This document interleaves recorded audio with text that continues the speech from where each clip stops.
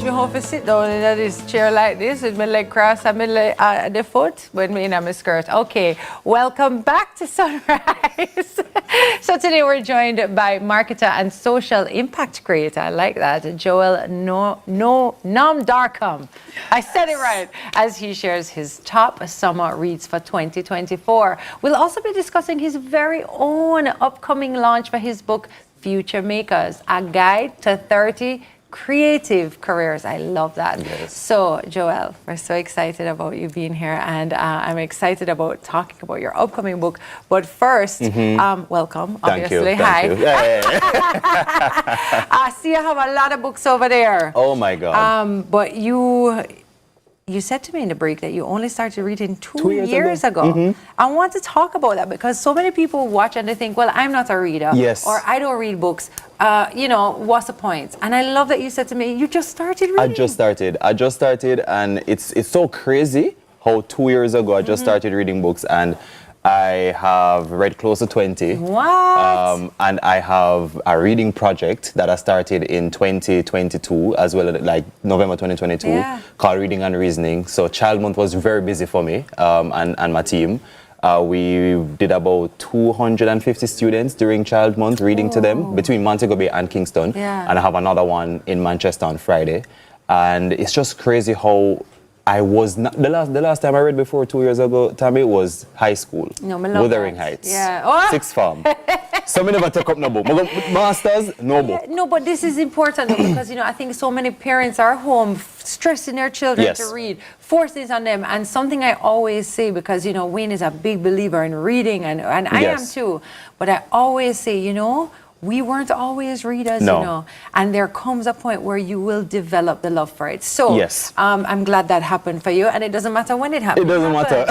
Talk to us about some of your top picks for 2024. So some of my top picks. So I've read these books, and I think, you know, going into the summer, it would be really nice to kind of get an opportunity to do that. So my top pick would have been the Gilded Ones trilogy. The Gilded Ones. When I tell you this book was the third or fourth book that I read. The first book, which was the Gilded Ones, and then I read the Eternal Ones, the Merciless Ones, and it pretty much follows. It's a young adult novel.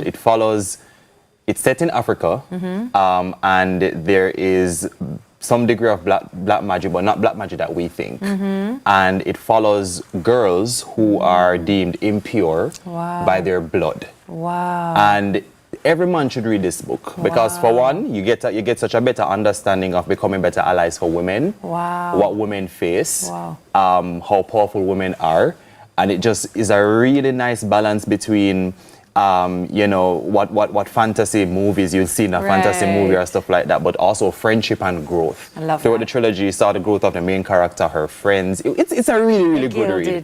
The Gilded Ones, and it's three of them. All right. So you're going to be in for a treat. You'll be busy till Christmas. All right, what's another top pick you have? Another one I really loved was Wire Walker. I see you have that one here. Wire Walker, this one here. Wire Walker was an interesting read because it was a gift. I got them in some. Every year I get some books donated. My good friend Latoya West Blackwood, who is also the publisher for my children's book. She usually gets these books and we go around and give them out. And I saw the cover, I'm like, Wire Walker, this is interesting. So I read the back, and it's about how a guy formed a friendship with a dog for his neighbor's dog, and how he grew this friendship. How important the dog was. He also had challenges with his parents.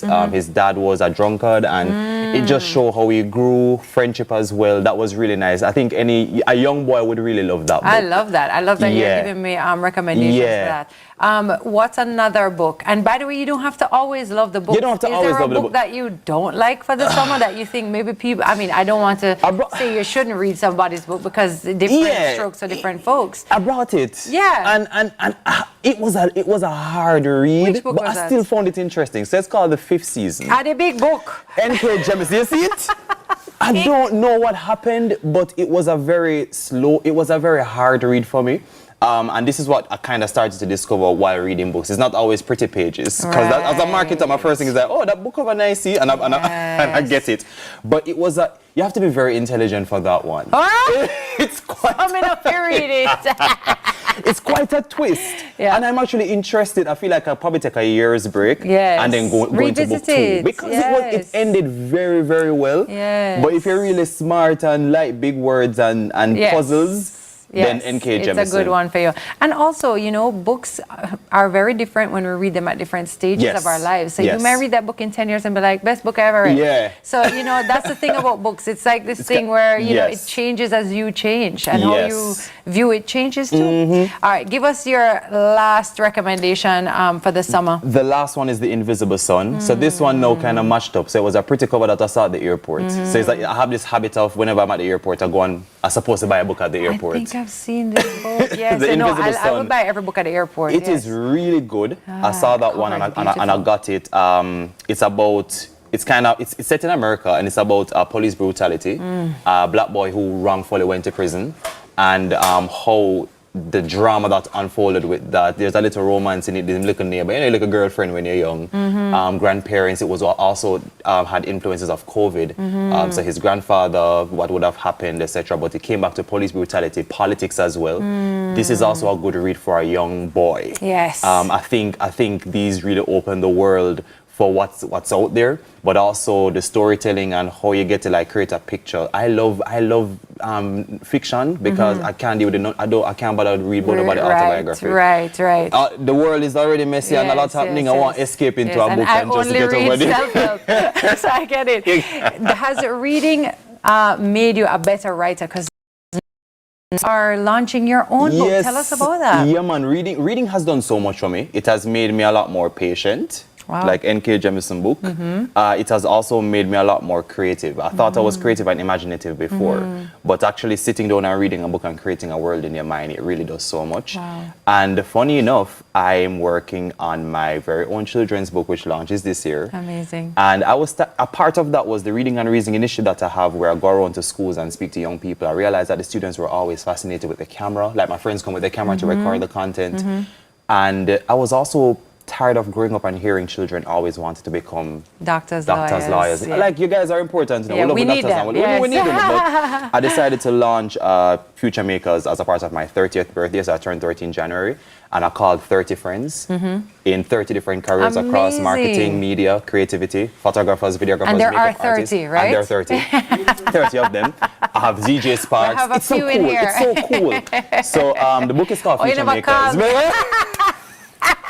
You know, I had to mix up. We could have put all Jamaicans, you know, but I might call it to host the launch. I like it. But it's really cool and it's also very inclusive. So in the title, you'd see the R in sign language because it's also inclusive of the deaf community. Yes. We'll have videos in there which are translated as an interpreter. Amazing. And I also have so many careers that parents will still try to convince our parents that these are real valuable, like content absolutely. creator, etc. Where can we find out more about the book, about you, about all that you're doing? So you can find out more about me either on my business, which is Amplify Studios. So that's the main hub that pushes everything. I'm Num Darkham on social. And then there's going to be more information on Future Makers that will be coming in the next few weeks. So we definitely I have my author headshot today, so that's why I look so fresh. I'm telling you. I'm very excited. I'm very proud of you. Thank you. I'm happy to see that you not only started reading, but no, you're adding to the books of the world, which means, you're adding to the future of the world, which is amazing. So thank you for that. I can't wait. And thank you for these recommendations. And thank you for your honesty. Saying, I never like the book, Check it I hope you're not in Jamaica. Anyway, thanks for being here. That was Joel Num Darkham, marketer and social impact creator. I'm trying not to mess up that last name. It's coming up to the hour. So let's go for another break before TK takes over with the morning news. We'll be right back.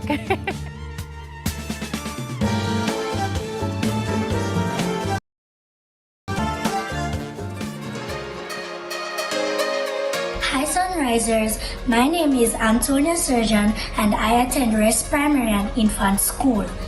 My favorite thing about my school is learning new things in different subject areas and playing with my friends. My morning routine includes eating my favorite breakfast with a warm cup of tea.